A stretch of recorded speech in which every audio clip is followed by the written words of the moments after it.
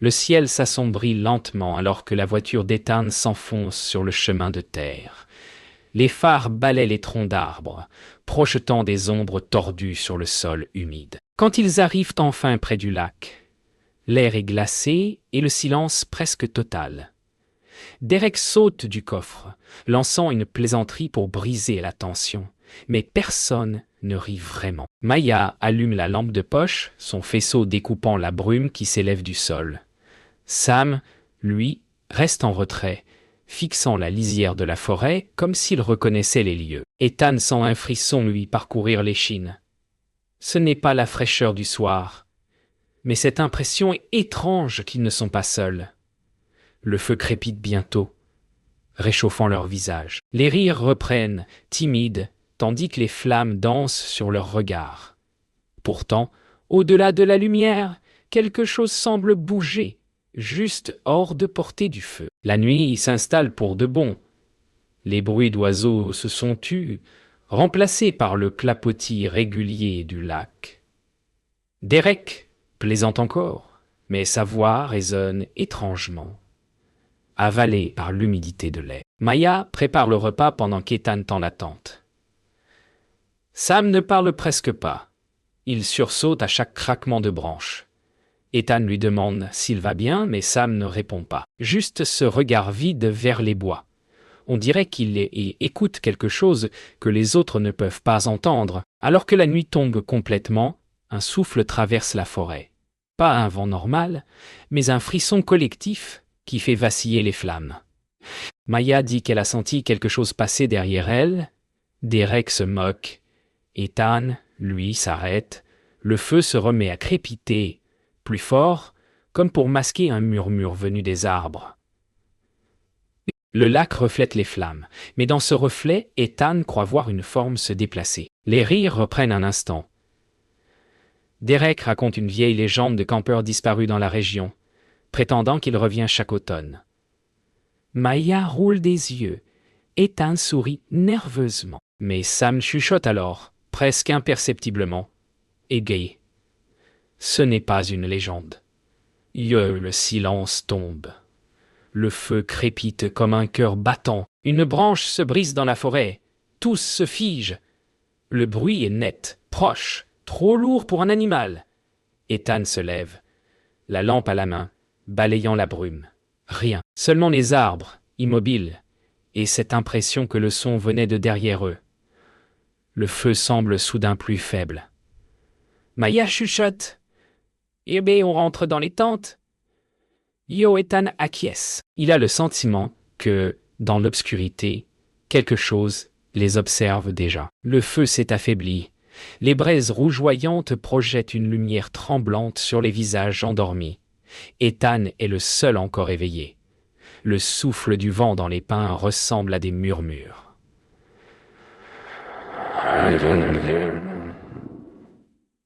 Il fixe les flammes, perdu dans ses pensées, quand un craquement le fait sursauter. Pas un bruit de branche, non. Un pas, lent, précis, juste derrière le cercle de lumière. Il retient son souffle. Rien ne bouge. Pourtant, il sent nettement qu'on le regarde. Ethan se lève lentement, prenant la lampe de poche. Le faisceau perce la brume et glisse sur le sol. C'est alors qu'il la voit. Une empreinte, pieds nus, fraîche, creusée dans la boue à quelques mètres du feu. Il avance, le cœur battant, et découvre la suivante, puis une autre. Elle s'éloigne du campement, menant vers le lac. Il regarde autour de lui. Maya dort, Derek ronfle, Sam n'est plus dans sa tente. Ok, Sam, yo, murmure Ethan, sa voix tremblant à peine. Aucune réponse. Il réveille Maya, qui ouvre les yeux, confuse. Derek grogne, proteste, mais quand Ethan leur montre les empreintes, le silence retombe. Maya pâlit. Derek rit nerveusement. Yo, probablement Sam. Il marche en dormant. Yo, mais les empreintes sont trop nettes, trop récentes, et il y en a maintenant une nouvelle qui n'était pas là quelques secondes plus tôt. Il décide de suivre les traces, juste quelques mètres. Yo, go, pour vérifier You. Le silence est presque total. seulement troublé par le bruit mou des pas dans la boue. Chaque empreinte semble briller légèrement sous la lune, comme si quelque chose de chaud les avait laissés il y a à peine 1 minute. Soudain, Derek s'arrête. « Oh, gay, attendez. » Yo, il pointe le sol. Les empreintes ne s'éloignent plus. Elles reviennent vers le feu. Ils reviennent précipitamment vers le feu, mais quelque chose a changé. Le feu, qu'ils pensaient mourant, brûle maintenant plus fort, comme nourri par un souffle invisible. Les tentes frémissent, secouées par un vent soudain. Et là, près du feu, une silhouette se tient debout. Sam, pieds nus, immobile. Son regard vide fixe les flammes. Ethan s'avance d'un pas. La gorge sèche. « Yo, go Sam, qu'est-ce que tu fais ?» Yo, pas de réponse. Juste un murmure porté par le vent, un rire. La brume s'est épaissie, avalant la lueur du feu derrière eux. Ethan avance le premier, la lampe tremblante dans sa main. Sam marche quelques pas devant, sans un mot, comme guidé par quelque chose d'invisible. Maya veut faire demi-tour, mais Derek insiste. Et bon, on doit le suivre. Il est peut-être somnambule. Yo, chaque pas s'enfonce dans la boue. Autour d'eux, le silence est total, comme si la forêt elle-même retenait son souffle. Soudain, Ethan s'arrête. Il n'y a plus d'empreintes maintenant. 4 séries, toutes identiques, comme si quelqu'un imitait leurs pas. Le vent s'est levé, mais il ne vient de nulle part. Ethan entend un chuchotement, d'abord indistinct, puis plus clair, comme une voix qui l'appelle par son prénom. « Yege Ethan !»« Ya !» Il s'arrête net. Maya aussi l'a entendu. Derek tourne sur lui-même, la lampe fouettant l'obscurité. Sam continue d'avancer, lentement, les bras ballants. Ses pas laissent des traces plus profondes, presque brûlées dans le sol point.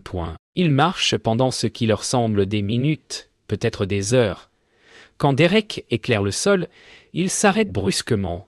Devant eux, leurs propres empreintes, les mêmes, la même disposition, la même profondeur.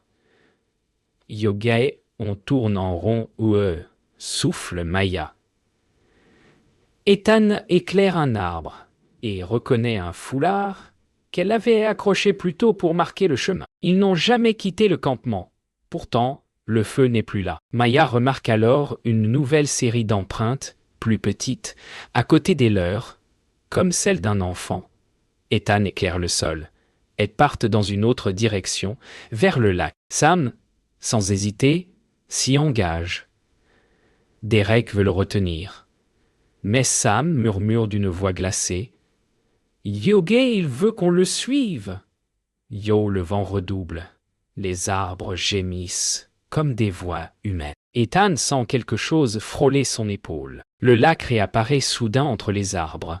L'eau est immobile, noire comme du verre. Les empreintes s'arrêtent net au bord. Sam s'avance, pied dans la vase. Ethan crie son nom, mais le son semble étouffé, absorbé par la brume. Sam tourne la tête lentement, le visage figé dans une expression vide. Son reflet sur l'eau bouge une seconde avant lui. Maya hurle. Le reflet dans l'eau se déforme. Les rides s'étendent en cercle concentrique, même si rien ne bouge. Ethan tire Sam en arrière, mais quand il le touche, sa peau est glaciale. Sam tourne lentement la tête, ses yeux reflétant la lune d'une manière inhumaine. « Yoga, il nous regarde, yo !» murmure-t-il d'une voix étranglée. Puis un cri. Maya. Le feu qu'ils croyaient loin derrière eux brûle soudain tout près, juste derrière les arbres, comme s'ils les avaient suivis. Ils courent vers le feu, espérant retrouver le camp, mais le chemin a changé. Les arbres se resserrent, leurs troncs semblant se tordre au passage de la lumière. La lampe de Derek grésille, puis s'éteint d'un coup. Noir total. Ethan appelle son nom. Aucune réponse. Juste le bruit mou des pas, et puis, plus rien. Derek a disparu. Pas un cri, pas une trace, seulement le silence. « Ouais, Derek !» Yo crie Maya. Sa voix résonne, puis lui revient, déformée. Le même mot, mais plus grave, plus lente. Ethan serre sa main, la tire en avant. Le feu n'est plus qu'une lueur lointaine à travers les troncs. Sam murmure encore. Yorai ne voulait pas qu'on suive. Yo Ethan se retourne brusquement. Yorai, ça, Sam?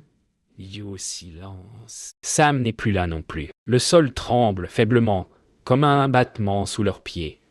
Les arbres craquent, s'inclinent légèrement, puis se figent à nouveau. Maya titube, la respiration saccadée. Ethan l'aide à se redresser, mais ses yeux fixent quelque chose derrière elle. Des empreintes encore, pas là les leurs. Celles-ci sont énormes, profondément enfoncées, s'éloignant dans la direction opposée. Maya murmure. Yoga, on ne devrait pas être ici. Yo Ethan ne répond pas. Le vent transporte un son, un rire d'enfant. Ils atteignent enfin une clairière. Au centre, un vieux tronc creux noirci par le feu.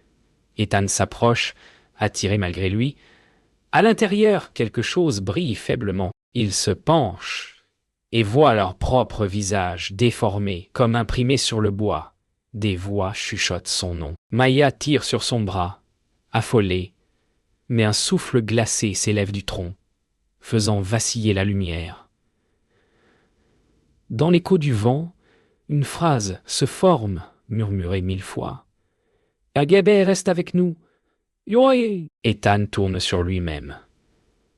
La clairière semble identique dans toutes les directions.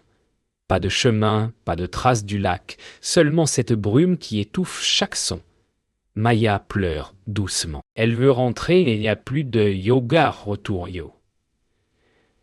Ethan remarque alors que les empreintes autour du tronc forment un cercle parfait. Il s'agenouille, en éclaire une avec sa langue. Ce sont leurs pas. Les siens, ceux de Maya, de Derek, de Sam, tous. Et au centre d'autres plus profonds, tournés vers eux. Une onde traverse la forêt. Un souffle invisible qui fait onduler la brume. Ethan se fige. Le tronc brûlé se redresse légèrement, comme s'il respirait. Un instant, il croit voir le feu à travers les fissures du bois. Maya recule, terrifiée. Les empreintes s'enfoncent plus profondément dans la boue, sans qu'aucun pas ne soit fait. Ethan comprend alors que ce n'est pas eux qui ont suivi les traces. C'est quelque chose qui les a suivis. Le feu s'allume derrière eux, sans bruit, sans source. Juste une lumière, rouge et vivante, comme un souvenir revenu hanter le présent. Ethan lève les yeux et voit des silhouettes dans la brume. Derek, Sam et lui-même. 3 versions de lui, figées, les yeux vides. Maya hurle. Les doubles s'avancent lentement, les pas parfaitement synchronisés avec les leurs. Yaga, ce ne sont pas nos empreintes, yo, souffle Ethan, la voix brisée. Yoga, ce sont les leurs. Yo, ce sont les leurs. Des voix montent de la terre. Un murmure collectif, grave, presque harmonieux. Ethan tombe à genoux, les mains sur les oreilles, mais le son est à l'intérieur de sa tête. Les mots sont clairs maintenant. Ego, vous êtes rentré. Umaya tente de le tirer, de le faire courir, mais le sol s'enfonce sous ses pieds. Les empreintes bougent comme des bouches ouvertes dans la boue. Ethan hurle son nom. La brume explose en une onde de lumière. Quand la lumière retombe, tout est calme. Le feu est revenu à sa place d'origine, au centre du camp. Leur tente aussi, comme si rien ne s'était passé. Maya pleure, secouée. Ethan, lui, regarde autour de lui. Les empreintes sont là, toujours, mais cette fois, elles ne partent pas du feu. Elles y reviennent, et au milieu des braises, quelque chose brille, une empreinte brûlée, parfaitement nette, comme si quelqu'un venait tout juste de s'y tenir. Ethan fixe le feu. La chaleur lui paraît étrange, presque artificielle. Le bois ne craque plus, la flamme ne bouge pas. Maya, tremblante, l'appelle, mais sa voix semble lointaine. Dans la fumée qui s'élève, une silhouette apparaît, mouvante, oscillante. La sienne, son propre visage, tordu par un rictus qu'il ne fait pas. Ethan recule d'un pas, l'autre avance. Chaque mouvement qu'il fait, la silhouette le reproduit, avec un léger décalage, comme un écho vivant. « Ok, ce n'est pas toi, je » murmure Maya. Ethan veut répondre, mais la voix qui sort de sa bouche n'est pas la sienne. Grave, distordue. La silhouette parle en même temps que lui, les mots déformés. « Et ouais, je suis là, depuis le début. » Ethan tombe à genoux, les mains sur ses oreilles, mais la voix continue, à l'intérieur de lui. « Oh, Jay, tu as suivi mes pas, et maintenant je te suis. » La terre tremble sous leurs genoux. Les tentes s'effondrent, le feu s'éteint d'un souffle, tout devient noir, sauf le reflet d'Ethan dans le vide. Il ne voit plus Maya, seulement des silhouettes tournant autour de lui, marchant dans un cercle parfait. Les empreintes réapparaissent dans la boue, se dessinant toutes seules. Ethan comprend, il est piégé dans sa propre trace, condamné à marcher sur les pas de l'autre. Une main se pose sur son épaule. Maya ? Non, il se retourne lentement. Le double est là, debout, tout près. Son visage est identique au sien, sauf pour les yeux. Noir, sans pupille. « Ok, regarde-moi, yeux, » dit-il d'une voix douce. Ethan le fait. Le monde s'efface. Le froid l'envahit. Dans ce dernier instant de lucidité, il comprend que la chose n'a jamais voulu le tuer. Elle voulait être lui. Quand Maya rouvre les yeux, Ethan est debout. Il regarde le feu, calme, le dos tourné. « Yoga, Ethan !» Yo, souffle-t-elle. Il se retourne lentement. Son regard est vide, sa voix posée. « Ega, on peut rentrer maintenant. » Yo, le ton est le même, mais quelque chose dans son sourire n'appartient pas à l'homme qu'elle aimait. Et derrière lui, dans la brume, une silhouette s'éloigne vers la forêt, pieds nus, traînant sa respiration comme un vent. Le silence du matin est presque trop parfait. La brume flotte au-dessus du lac comme un voile figé. Les oiseaux ne chantent pas. Le feu s'est éteint depuis longtemps. Maya dort, ou fait semblant, recroquevillée dans la tente. Ethan se tient dehors, immobile, les yeux fixés sur les cendres. Le jour se lève, mais la lumière paraît morte. Quand elle ouvre enfin les yeux, il n'est plus là. Seulement ses empreintes, tournant autour du feu, encore et encore. Le soleil monte, lentement. Maya sort de la tente, vacillante. Le camp est désert. Les sacs, les tentes, tout est là, intact. Même les bols du dîner encore humides. Mais pas une trace d'Ethan. Elle crie son nom, encore et encore. Seul écho, le clapotis de l'eau, au bord du lac.